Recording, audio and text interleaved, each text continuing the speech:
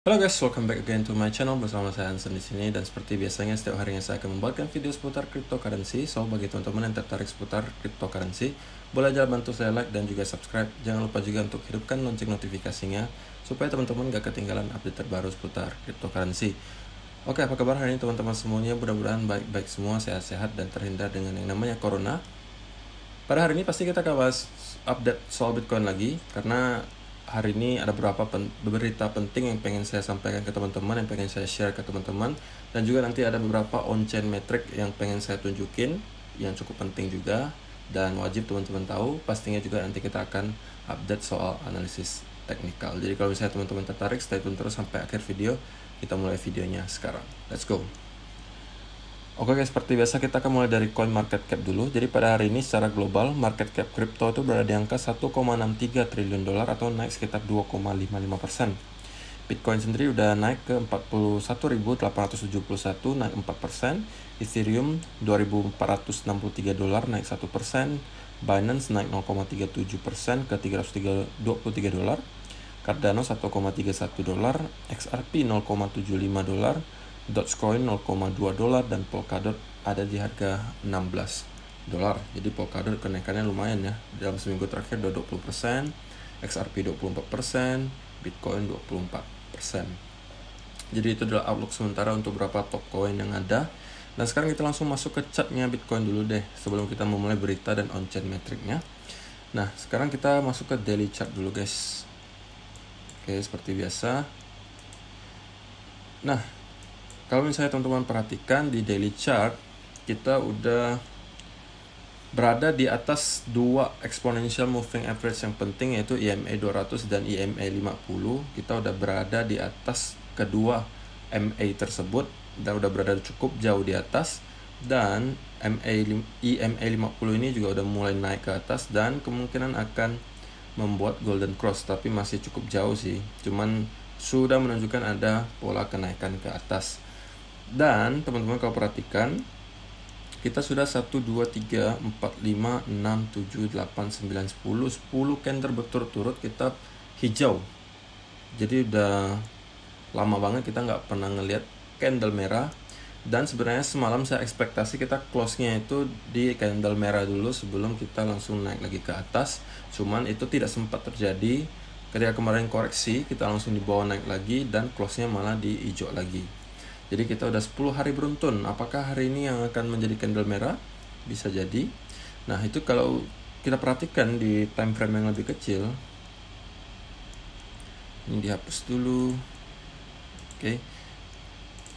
Nah, di 1 hour chart, semalam ketika kita membuat video kemarin, harga Bitcoin tuh sekitaran di sini kalau tidak salah.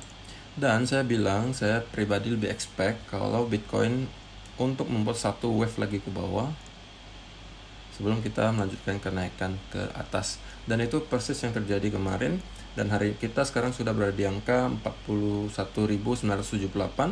Tadi sempat nyentuh ke 42.360. Nah, apa yang akan terjadi selanjutnya? Nah, itu menjadi pertanyaan besar. Karena apa? Kita harus melihat lagi price action selanjutnya yang dimunculkan oleh Bitcoin.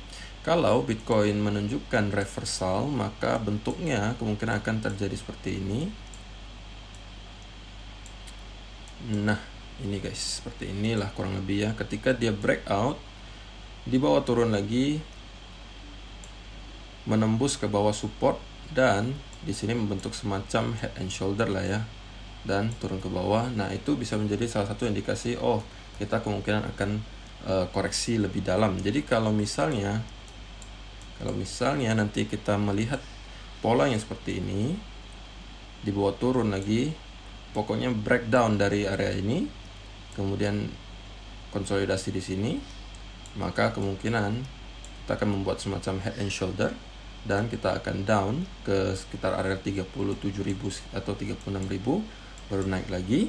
Karena mengingat kita belum ada koreksi yang berarti dalam 10 hari terakhir guys, udah 10 hari, ingat, tidak ada candle merah sama sekali. Tetapi kalau misalnya bentuk price action yang dimunculkan selanjutnya oleh Bitcoin seperti ini, nah biar teman-teman jelas deh ya. Nah, ini seperti kayak gini, kita hanya konsolidasi di area atasnya membentuk flag, ya kan, atau membentuk symmetrical triangle. atau membentuk pokoknya pattern continuation. Ambil saja contohnya misalnya flag gitu ya. Kita kan supportnya sekarang kan support terakhir ada di sini ya.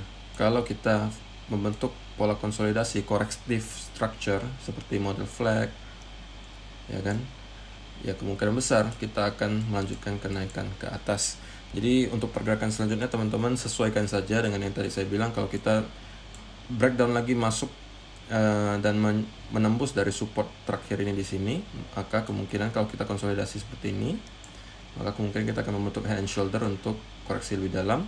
Tetapi kalau kita mampu maintain di atas support ini ataupun bahkan breakdown sedikit tetapi strukturnya bentuknya korektif seperti ini, ya kita masih akan naik ke atas. Ya mungkin nggak gini juga guys, bisa jadi bentuknya agak aneh gitu ya,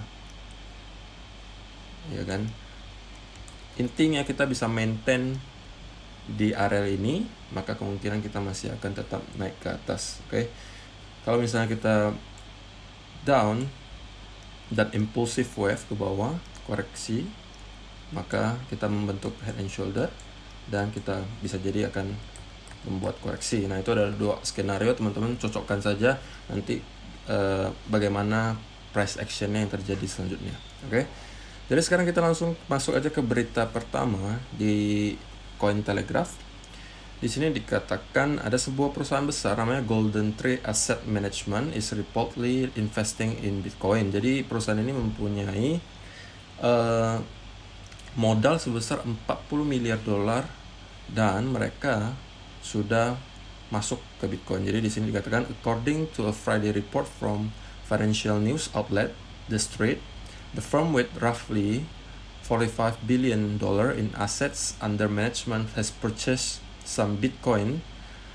Jadi mereka mempunyai aset sekitar 40 miliar dolar dan mereka udah mulai membeli Bitcoin. Jadi makin banyak lagi perusahaan-perusahaan besar yang masuk ke Bitcoin karena memang ya sekarang di mana-mana orang udah tahu Bitcoin dan mereka sebagian besar orang mungkin juga udah menganggap Bitcoin sebagai salah satu aset kelas. Jadi ya sudah tidak heran kalau perusahaan-perusahaan besar membeli yang namanya kripto. Kalau misalnya di tahun-tahun sebelumnya kan mungkin orang masih ragu apakah benar Bitcoin itu bisa dijadikan sebuah aset, ya kan. Kalau sekarang mungkin orang udah mulai lebih yakin, jadi perusahaan-perusahaan besar pun udah mulai pada masuk gitu ya. Dan di sini dikatakan ada sebuah artikel yang mengatakan Bitcoin OTC Dash Buzz as analyst warns big players want your Bitcoin. Jadi ini juga selaras dengan yang beberapa video sebelumnya yang saya kasih tahu ke teman-teman. Jangan tertipu dengan FUD. Banyak sekali pemain besar yang mencoba membuat teman-teman itu ketakutan, kemudian menjual Bitcoin teman-teman, menyebabkan harganya turun. Mereka pemain besar nyerok murah. Itulah tujuan utama mereka dan artikel ini juga menyebutkan hal yang sama. Mereka mengatakan pada intinya pemain besar itu pengen Bitcoin kalian. Oke. Nah, ini ada chartnya juga ditunjukin. Jadi ini juga membuktikan bahwa apa? Memang ya ada permainan seperti itu, guys. Teman-teman kalau misalnya selalu tertipu dengan para pemain besar yang mengatakan oh Bitcoin akan ke 20.000, akan ke 16.000, mereka mencoba menebar fear dan teman-teman langsung panic selling. Ya mereka senang-senang aja karena apa? Mereka mendapatkan harga yang lebih murah. Dan artikel ini menyebutkan proses seperti itu. Once big player want your Bitcoin. Pemain besar pengen Bitcoin kalian. Pastinya pengennya juga dengan harga murah. Jadi caranya harus gimana? Harus menebar fear dulu. Harus membuat suasana jadi ketakutan. Otomatis rata-rata kalian panic selling, ya kan? Kalau yang mentalnya nggak kuat, takut loss-nya banyak gitu kan. Nah mereka tinggal share aja di bawah. Makanya cara paling aman apa? Paling aman dan nyaman gitu ya, kita nggak stres. Ya udah dollar cost averaging aja guys, nyicil aja. Udah berapa kali saya ingatin DCA aja guys, dollar cost averaging itu adalah cara paling aman. Oke. Dan juga kalau misalnya teman-teman ingat di beberapa minggu sebelumnya kita juga ada membahas sebuah institusi Jerman yang namanya Special Funds yang asetnya itu triliunan dolar. Ini namanya German Institutional Funds to invest up to 20% in crypto. Jadi kemarin juga beberapa minggu yang lalu kita udah pernah bahas juga, ini adalah yang namanya Special Funds. Kemarin kan kita udah bilang ya, mereka mempunyai aset itu 1,8 triliun euro. Bayangin. Atau kalau dalam US dollar itu 2,1 triliun. Ya. Dan mereka itu dibolehkan untuk mengalokasikan 20% dari aset mereka untuk dibelikan kripto. Oke.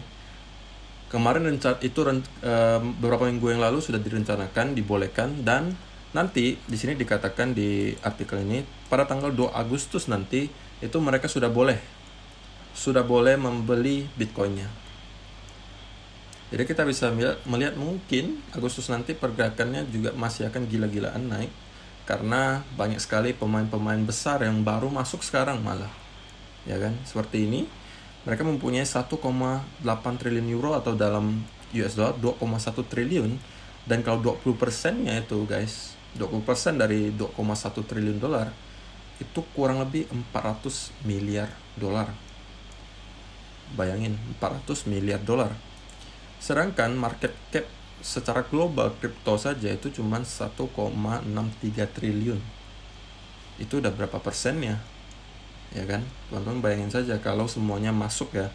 Tapi saya rasa memang mereka ketika nanti 2 Agustus dibolehkan beli, tidak langsung serta-merta langsung dihajar semuanya masuk.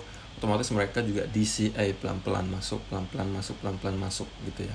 Tapi pasti juga ini menjadi hal yang positif karena apa? Semakin banyak institusi besar yang masuk, otomatis menurut saya itu harga kita nggak bakal bisa jatuh terlalu jauh lagi. Karena institusi besar ini ya mereka bukan weak hand.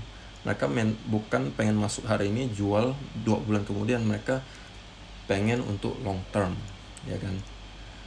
Dan juga teman-teman perlu tahu, ini adalah on-chain metric yang pengen saya tunjukkan ke teman-teman.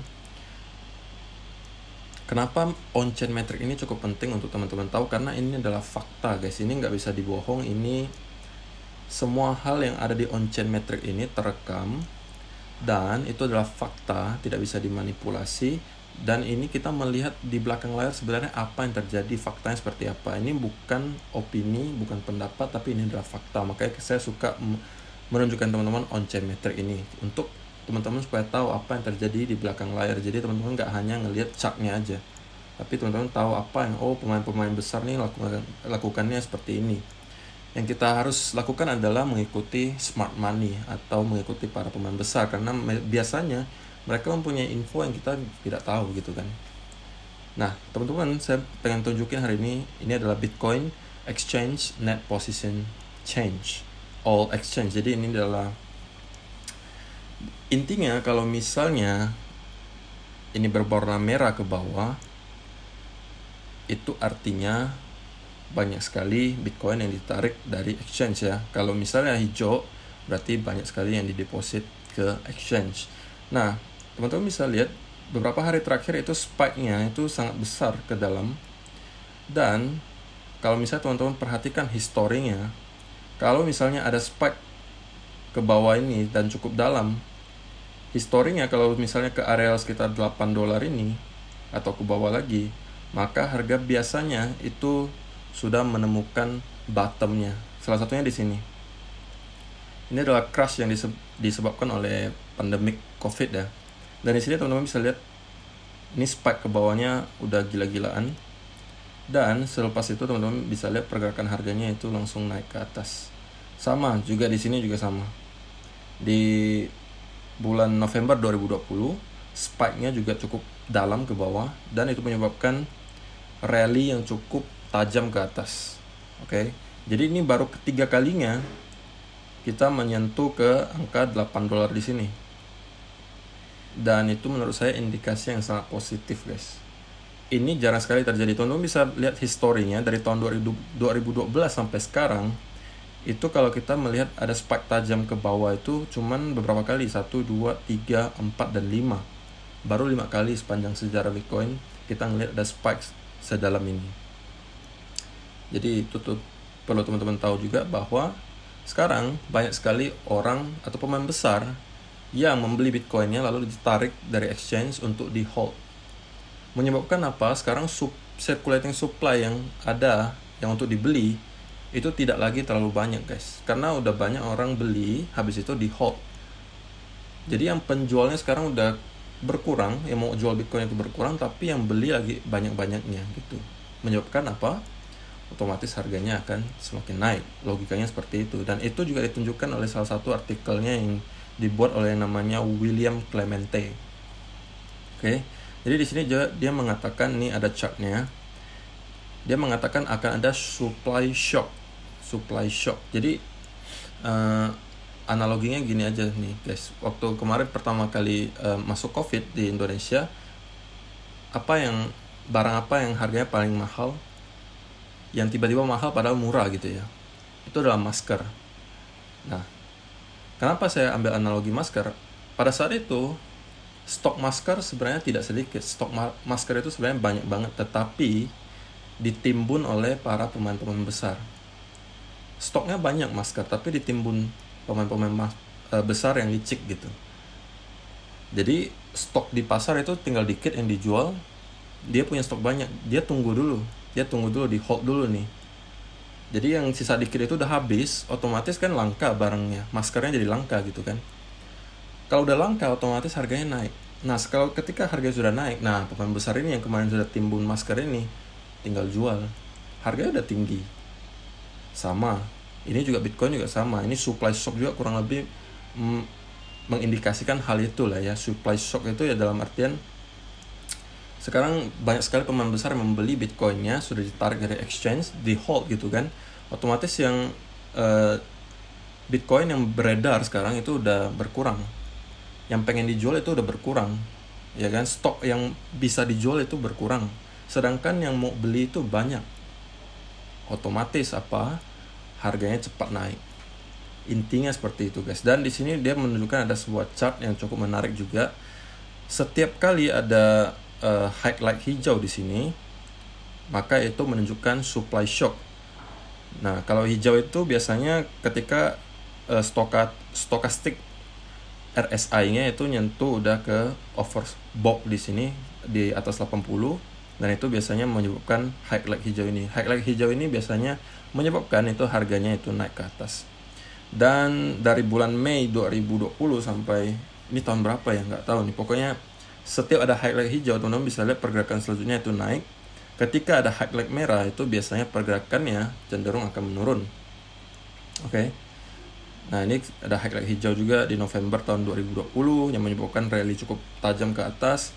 Kemudian di bulan Mei kemarin itu sebenarnya ada highlight merah yang menunjukkan harga kemungkinan akan turun. Kemudian sekarang kita udah menemukan lagi highlight hijau.